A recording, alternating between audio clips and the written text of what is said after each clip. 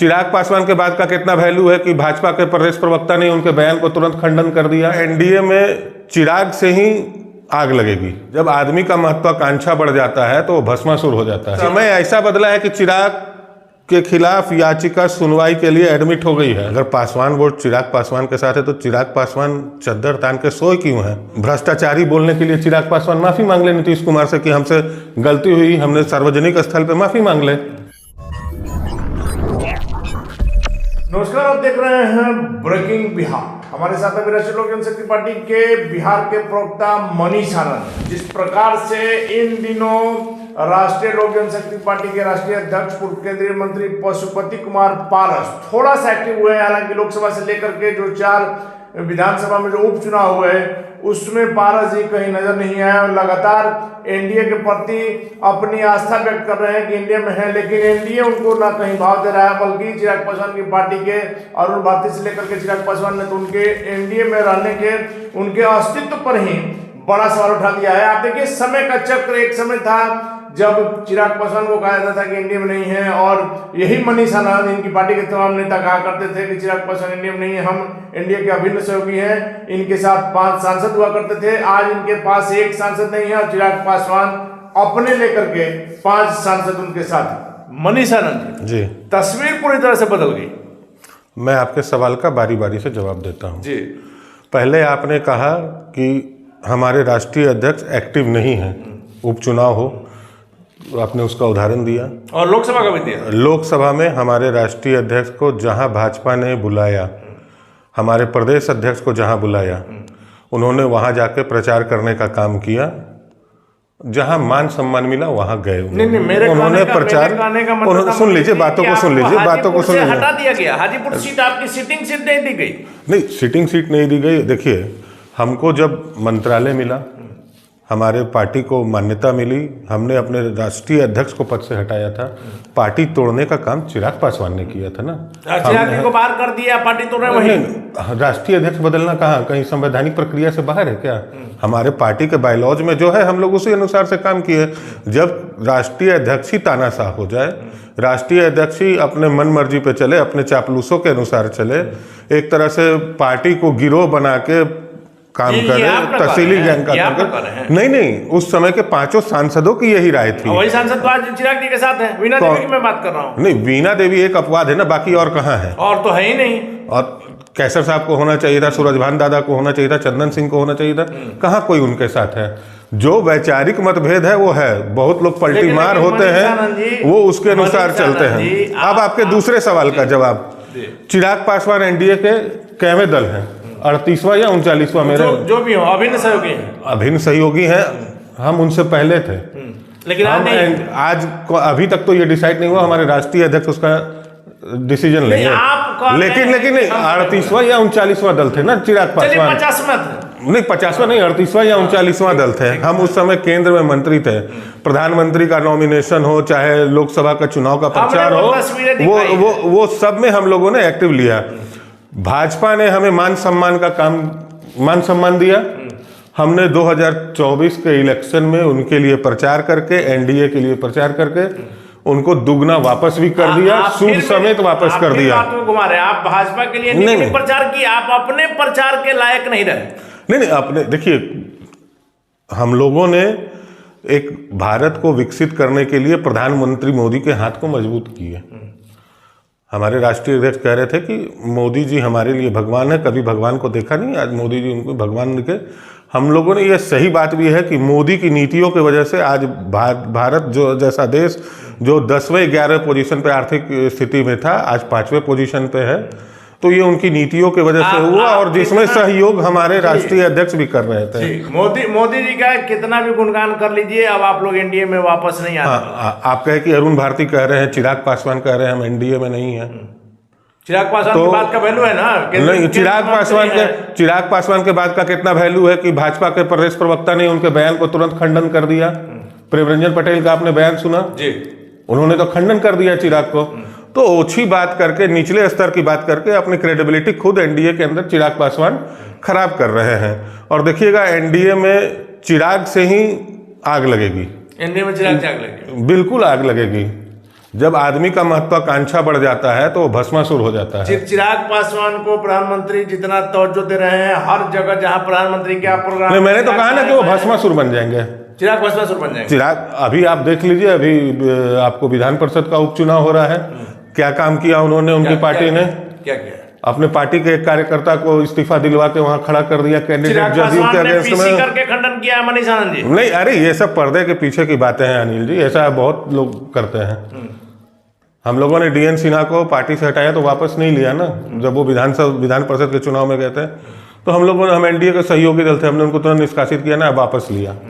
लेकिन आप देखिएगा, ये जो भी निष्कर्ष होगा आपको तुरंत नजर आएगा कि राकेश रोशन फिर से वापस हो गए। और जहां तक मीडिया के हवाले से खबर आया है, चिराग की गाड़ी भी प्रचार के दौरान देखी गई थी। ये मैं नहीं कर रहा, मीडिया में इसका रिपोर्ट आया है कि चिराग की गाड़ी देखी गई है। वो झंडा लगा करके घूम लेगा, मेरा झंडा लगा के घूम लिया तो हम। बनारसी ठग यहाँ 2-2 बार 3-3 बार आके कैंप कर रहा है, पानी की तरह पैसा बहा रहा है। किसी के कैंप करने से आपको डर क्यों लग रहा है? नहीं, वो बनारसी ठग किसका आदमी है? किसी का बनारसी ठग किसका आदमी है? जनता को तय करना है। बनारस से आकर लोग यहाँ नहीं तय करेंगे। अभी तो आप देखिए, मैं तो वही कर रहा हूँ, शैडो का काम कर रहे हैं ना वो। चिराग ने तो पार्टी से निकाल दिया, अब चिराग जाके तो सामने से मदद नहीं करेंगे, मीडिया की नजर में आ जाएंगे। तो बनारसी ठग को बुला के यहाँ नहीं, जिस तरह से पैसा बहाया गया है इस चुनाव में, तो ये क्या दर्शाता है कि चिराग उनको समर्थन नहीं कर रहे हैं। अगर चिराग समर्थन नहीं करते तो सौरभ पांडे यहाँ तो चिराग क्या कर रहा था? अभिषेक झा को सामने बैठा करके पीसी की सीधे कहे कि हम इनके साथ नहीं तो ये आप लोगों की कमी है। आप लोग को एक बार पूछना चाहिए था कि सौरभ पांडे यहाँ क्या कर रहा है। अगर चिराग जी आपका कैंडिडेट राकेश रोशन नहीं है तो यहाँ पर सौरभ पांडे क्या कर रहा है? सौरभ पांडे पटना रहे, बनारस रहे, दिल्ली रहे, इससे क्या फर्क पड़ रहा है? फर्क कैसे नहीं पड़ता है? सौरभ पांडे है कौन? आप तो वस्तु स्थिति से आपको जानकारी है ना कि सौरभ पांडे कौन है। बिना चिराग के उसकी क्या वैल्यू है? वो तो यही जाना जाता है ना, चिराग का पार्टनर है, जिस तरह का भी पार्टनर हो, चिराग का तो पार्टनर ही है वो। किसी के व्यक्तिगत जीवन पर टिप्पणी नहीं, हम तो व्यक्तिगत जीवन क्या, वो उसका पार्टनर है भाई, कंपनियों में हिस्सेदारी है उसकी। क्या बात कर रहे हैं? वो तो कंपनी की बात अलग है। हमारा सीधा सवाल था कि समय ऐसा बदला कि कल तक आपके 5 साल नहीं, समय ऐसा बदला है कि चिराग के खिलाफ याचिका सुनवाई के लिए एडमिट हो गई है। अब तो उनकी संसद की सदस्यता खतरे में है। आप लोग पिछले साल से नहीं, हमने कुछ नहीं किया। हमारी पार्टी ने कुछ नहीं किया है। कई साल से आप लोग कह रहे हैं कि चिराग पासवान की सदस्यता जाएगी, चिराग पासवान नहीं, सदस्यता जाएगी। हमने कब कहा चिराग पासवान की सदस्यता जाएगी? नहीं, लगातार ये बातें सामने आ रही है। हलफनामा किसने गलत दायर किया? ये तो चुनाव तय करेगा, कोर्ट तय करेगा ना। वही तो हम तो करे, कोर्ट ने तो एक्सेप्ट कर लिया ना, उसको सुनवाई के लिए एडमिट कर लिया। फैसला आने दीजिए, हम तो कह रहे हैं। और वो गलत जानकारियां दी गई हैं, तभी तो कोर्ट ने सुनने के लिए किया ना, नहीं तो पहले खारिज कर देता।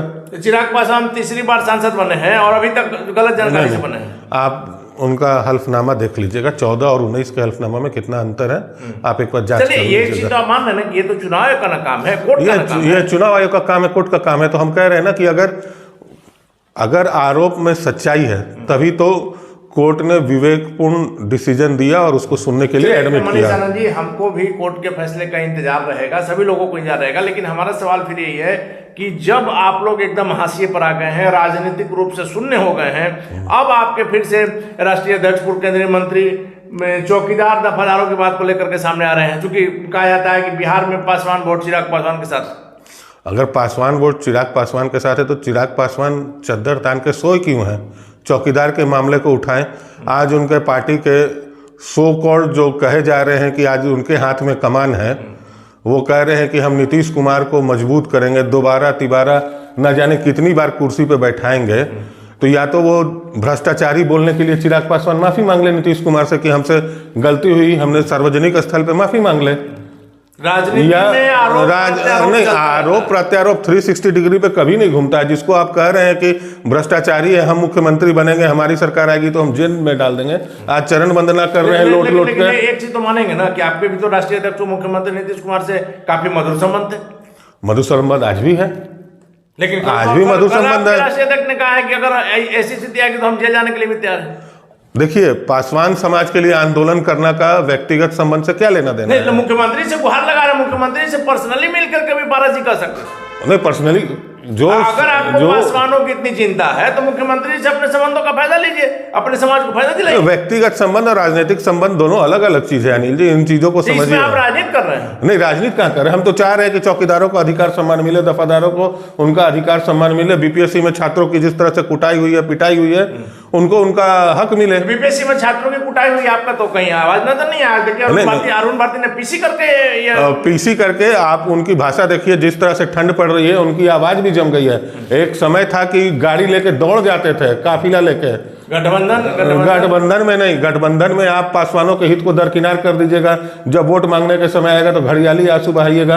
अगर आप पासवानों को वोट का दम भरते हैं तो उनके दुख दर्द में भी सहभागी बनिए, उनके अधिकारों को दिलाने में करिए। निश्चित तौर पे हम बने हुए, हमारा कार्यक्रम जिला दर जिला होगा और उसके बाद पटना में होगा आंदोलन।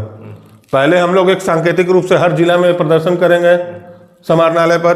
मनीष आनंद जी, जैसे आपने उदाहरण दिया बीजेपी के नेता प्रेम रंजन पटेल का, हम सीधे आपसे जानना चाह रहे हैं, हालांकि कल पारस जी ने भी कहा है, आप लोग अभी एनडीए में हैं या दरवाजा बजा रहे हैं खुलने की उम्मीद में? नहीं, हम लोग दरवाजा ना बजा रहे हैं, ना पहले बजाया था ना आज बजा रहे हैं। राजनीति में कभी कोई दरवाजा परमानेंट ना बंद होता है ना परमानेंट खुला रहता है। एक खिड़की हमेशा खुली रहती है। एक खिड़की हमेशा खुली रहती है, लेकिन आने वाले समय में हमारी पार्टी और दलित सेना निश्चित रूप से चुनाव लड़ेगी। आपकी पार्टी में टूट की खबरें आ रही है? नहीं, पार्टी में टूट की खबरें, देखिए खगड़िया सांसद ने कहा था कि हमारे पार्टी के लोग उनके संपर्क में हैं। घप से 200 कार्यकर्ता उनके घसक गए। भागलपुर में क्या हो रहा है सब देख रहे हैं। तो देखिए, मतलब आप इनकार कर रहे हैं, कहा जा रहा है कि आगे आने वाले कुछ दिनों में आपकी पार्टी में बड़ी टूट होगी। नहीं, हमारी पार्टी आप देखिएगा दुगना बाउंस किया है। आप देखे होंगे अभी हमारा 18 और 19 और 20 को हमारा समीक्षा बैठक था, जिसमें प्रदेश पदाधिकारी थे। 20 तारीख को जिला और दलित सेना के लोग थे। बैठक या दिलासा बैठक? कार्यकर्ताओं नहीं, समीक्षा बैठक था, आगे की रणनीति तय करना था। हमारे सारे प्रदेश पदाधिकारी दिल्ली, केरला, उड़ीसा, बहुत जगह से और भी लोग आए थे जो राष्ट्रीय पदाधिकारी हैं। अगले दिन 31 जिला के जिला अध्यक्ष थे, 3 जिला अध्यक्ष के यहाँ शादी था, कुछ ने वीडियो कॉन्फ्रेंस किया। आप नहीं छोड़िए, नहीं सब आज भी हमारे साथ है। ये हमारे लिए सबसे पॉजिटिव बात है। आप एक बात बताइए, टिकट मिला तो टूट कहाँ हुई? चिराग के पार्टी को टिकट मिला तो टूट कहाँ हुई? हमारे पार्टी में हुई क्या? हमको तो टिकट नहीं मिला, फिर भी हम लोग एकजुट हैं। कब तक एक है तो सेफ है, एक है तो सेफ है। कब तक रहेंगे? जब तक पार्टी है, हमारे राष्ट्रीय अध्यक्ष हैं, हमारी पार्टी एक है और हम लोग एक हैं और सेफ है। लेकिन कहा जा रहा है कि कार्यकर्ताओं की जो बैठक हुई, 2 दिनों की बैठक थी, बड़ा निर्णय लिया जाएगा। लेकिन आप लोग दिलासा दे रहे हैं, कार्यकर्ताओं के मन को टटोल रहे हैं और एनडीए पर प्रेशर बना रहे हैं। एक तीर से कई निशान चल रहा है कि शायद एनडीए की तरफ से कोई संदेश आए ताकि हम लोग बने रहें और कुछ सीटों पर विधानसभा के चुनाव में बार्गेनिंग करने की मौका मिल सके। देखिए, अगर ऐसा बात रहेगा तब तो हम लोग अगले जुलाई अगस्त तक मौन बैठे रहेंगे, ताकि सीट का डिस्कशन तो आज नहीं होना है। इस महीने में डिसीजन हो जाएगा। इस महीना में देखिए, पार्टी का अपना संविधान है, उस अनुसार राष्ट्रीय कार्यकारिणी और संसदीय बोर्ड की बैठक के बाद ही पार्टी संविधान से चलेगी। चलिए, आखिरी सवाल है, 243 सीटों पर चुनाव आप लड़ेंगे यदि बीजेपी के साथ बात नहीं बनी। हालांकि हमने लगातार कहा है कि भले यह घोषणा नहीं हुआ है, लेकिन बीजेपी आपको अपना नहीं मान रही है। चिराग पासवान को उसने अपना मान लिया है और सहयोगी के तौर पर जीतन राम मांझी और उपेंद्र कुशवाहा बिहार में रहेंगे, पारस जी नहीं रहेंगे, ये हमारा आकलन है। अच्छा, एक बात बताइए अनिल जी, अभी जदयू कह रही है 115 सीट पे लड़ेगी, भाजपा कह रही है हम 100 से ज्यादा सीट पे लड़ेंगे, तो चिराग 5 सीट पे मान जाएंगे? ये तो समय बताएगा। ये तो समय बताएगा। तो हमारा भी चुनाव समय आने पे पता चलेगा कि हम क्या करेंगे। नहीं, लेकिन हमारा सवाल सीधा है, देखिए कोई भी राजनीति, अगर आपको बीजेपी नहीं रख तब आप 243 सीटों पर अकेले लड़ेंगे, क्या करेंगे? नहीं, हम देखिए आज के तारीख में अकेला ना भाजपा लड़ेगी, ना जदयू लड़ेगी, ना राजद लड़ेगी, लेकिन हमारी तैयारी मैक्सिमम सीटों पे है और हो सके तो दलित सेना भी हमारी उतरेगी। मतलब जहाँ चिराग लड़ेंगे वहां हराने के लिए लड़िएगा क्या? नहीं, हराने के लिए देखिए, हम लोग चिराग को हराने के लिए या एनडीए को जिताने के लिए या महागठबंधन को जिताने के लिए हम अपने रसूख की लड़ाई लड़ेंगे और हम बाउंस बैक करेंगे। आपको याद होगा जब 2005 में भी हमारे 29 विधायक पार्टी, मतलब शानदार वापसी होगी। बिल्कुल निश्चित तौर पे होगी। धन्यवाद मनीष आनंद जी। तो ये थे हमारे साथ राष्ट्रीय लोक जनशक्ति पार्टी के बिहार के प्रदेश प्रवक्ता मनीष आनंद। पूरी तरह से दावा है, हालांकि पार्टी की क्या अभी बिहार में स्थिति आपसे छुपा हुआ नहीं है, लेकिन मनीष आनंद का दावा है कि पार्टी जो है जोरदार वापसी करेगी एनडीए में बने रहने को लेकर के जो तमाम बातें आ रही, लेकिन सच क्या है आपको पता है कि पारस जी को करीब करीब एनडीए ने बाहर का रास्ता दिखा दिया। अगर ऐसा नहीं रहता तो हाजीपुर उनकी जीती हुई सीट पर चिराग पासवान नहीं लड़ते। लेकिन मनीष आनंद का दावा है कि 243 सीट तो नहीं, लेकिन मैक्सिमम सीटों पर राष्ट्रीय लोक जनशक्ति पार्टी वैसी स्थिति में लड़ेगी जब यह क्लियर हो जाएगा कि एनडीए में यह नहीं है। मनीष आनंद के दावे में क्या सच्चाई है वक्त बताएगा। फिलहाल बन रहे हैं ब्रेकिंग वेब से।